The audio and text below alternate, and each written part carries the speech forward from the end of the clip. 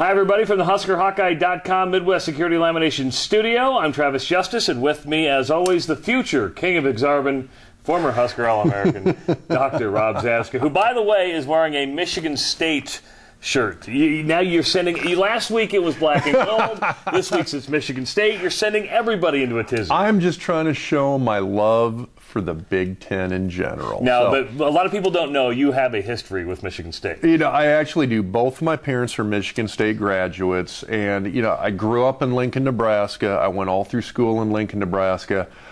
I was, in fact, actually born in East Lansing, Michigan. Oh, my goodness. Now, you are a Husker, but since your mom and dad are alums, are they wearing the green this weekend, or are they wearing the red? Oh, they're wearing the red. My family's been in Nebraska for over 35 years, so the fact we've been here this long, and actually my dad was a long-time employee at the University of Nebraska. Myself and two brothers graduated there, so it's kind of a done deal. We're wearing the red. All right, huge game, big game, and I tweeted this on Sunday.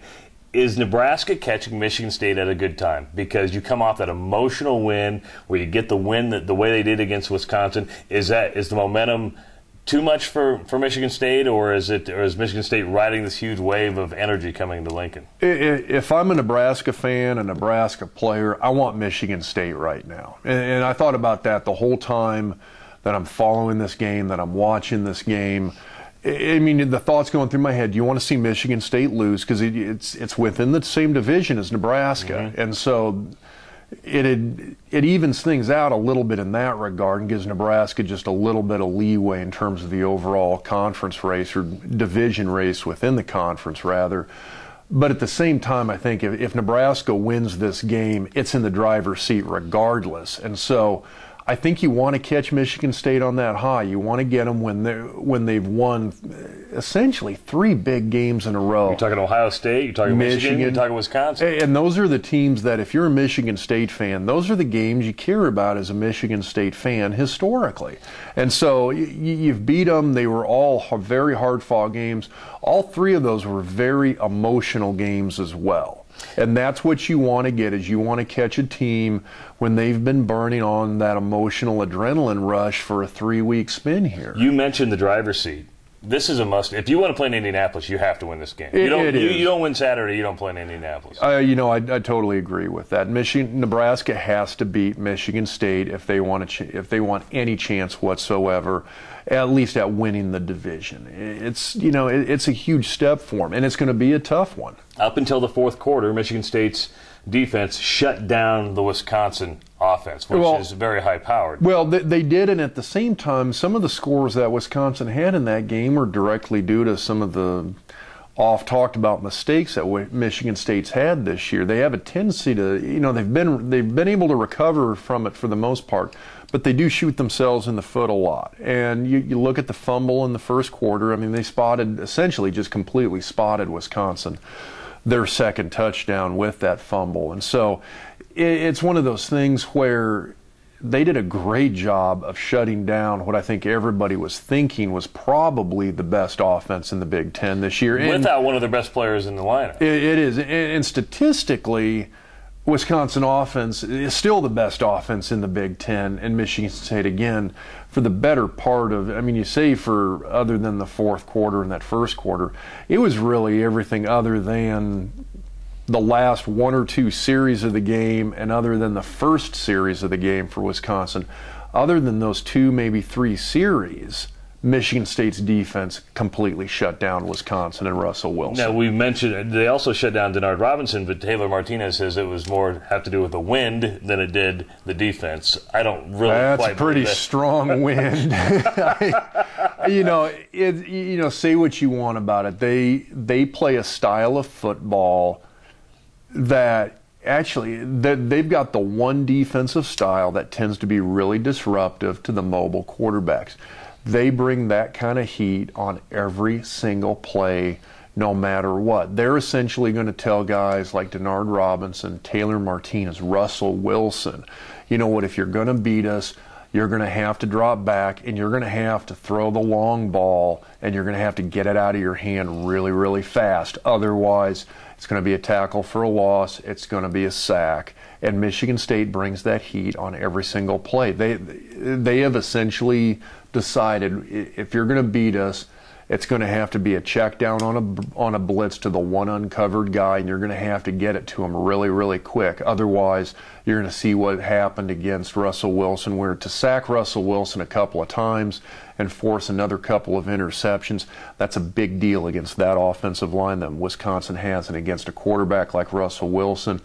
Michigan doesn't quite have that. You saw a great example of that in that game, where they just absolutely annihilated Denard Robinson. Does Nebraska have that? No. See? And it's I would love to see what Nebraska's game plan is offensively, because I see a lot of similarities between what Nebraska does and what Michigan tries to do offensively. And when you look at that Michigan State game, you look at the score. It was a 28-14 win, and even that was a deceptively close score in my opinion. I can't remember. World Herald had a great article about this earlier in the week, and I can't remember who the writer was. I apologize.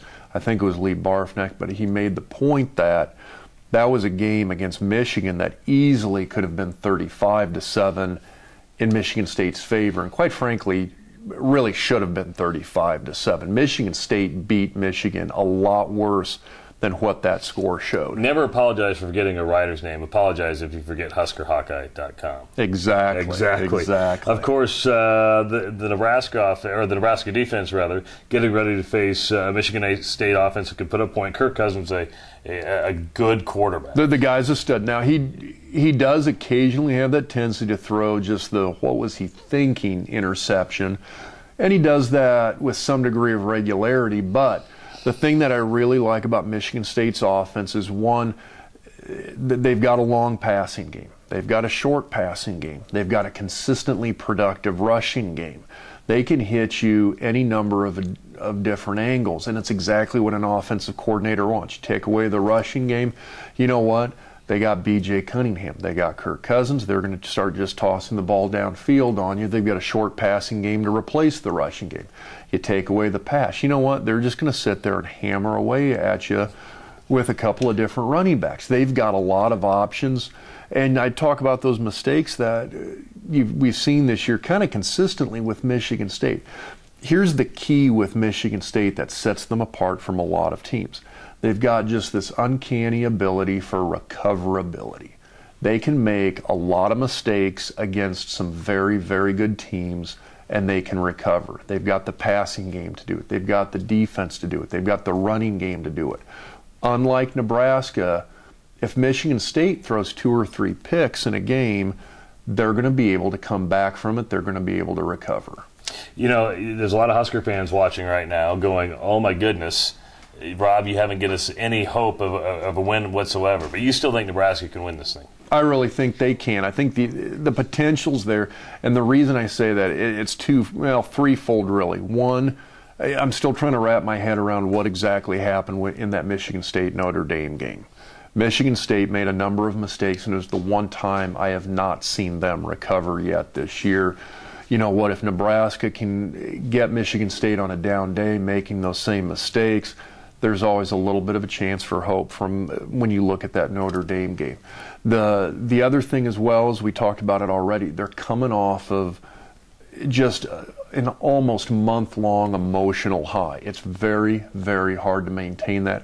I've been in those situations where you've had 2, 3, 4 really big games in a row. 92. And you've won Iowa State. It was exactly what I was thinking. Wasn't going to say it, but yes.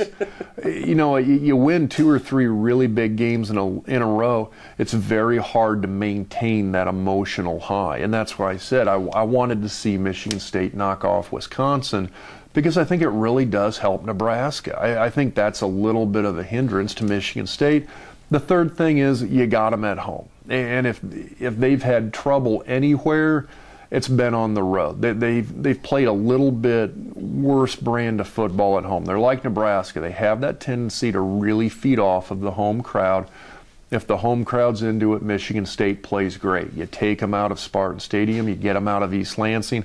I think that helps Nebraska more than the 3 points that the odds makers give them. And that's going to make every Big Red fan happy. Of course, right after the game on Sunday, look for Doctor's Diagnosis right here at HuskerHawkeye.com. He's Rob Zatechka, future King of Zarvin. I'm Travis Justice. See you next week.